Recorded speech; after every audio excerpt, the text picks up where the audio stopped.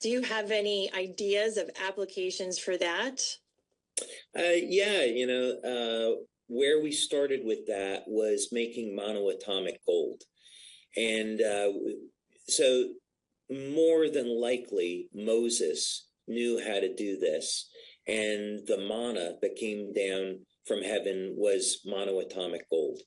And what we found through our work is that monoatomic gold releases, and for those people that have never heard of it, when we see metallic gold, that's two atoms of gold that are bound together.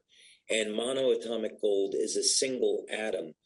And instead of looking like the yellow metal, instead it's a white powder. And you can find this powder pretty much anywhere.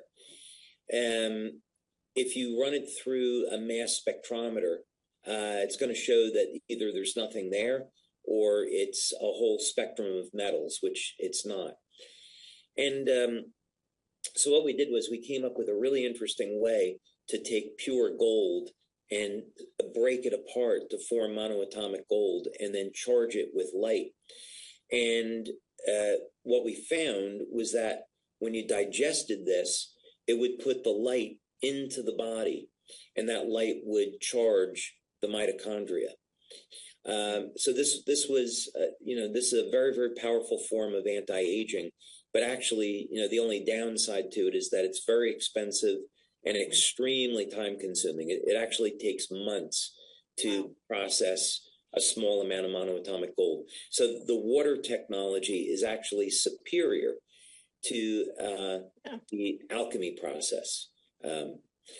And with, I'd say what we're doing with alchemy today is in the field of energy production. So what I demonstrated in August, we had a grand opening of our drone facility in Europe, and we demonstrated a new type of power generation technology. So you can put any type of fuel into this. You could put alcohol, gasoline, diesel, and the emissions out of the engine are completely clean. The amount of CO2 is about the same as the ambient environment, about 1,200 parts per million. And you're talking about an alchemical process that you're using with that, or?